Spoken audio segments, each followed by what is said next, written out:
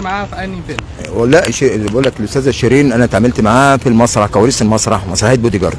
اه واشتغلت معاها في افلام ايه وانت حرصك ان انت تقدم واجب العزاء النهارده؟ اللي واجب العزاء عشان دي فنانه جميله وفنانه كلها رقه وذوق، الله يرحمها، وكانت خيال.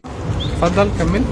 فانا صعبت امبارح يعني بوفاتها، فانا زعلت يعني الناس بقتش مصدقه، يعني الناس الاخ الاستاذ بدر ده كان معايا في المسرح برضه، مسرح كان شغال معايا في بودي جارد، وبرضه اتعامل معاها، وكانت ست جميله وست حلوه. ايه الشغل اللي اشتغلت دوبلير يعني الفنان عادل امام؟ هو مسلسل فالنتينو.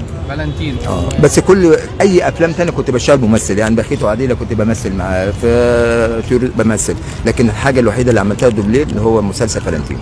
بخيت وعديله مسلسل فالنتينو. لكن اخر مسلسل تواصل مع بخيت وعديله كنت بمثل فيه.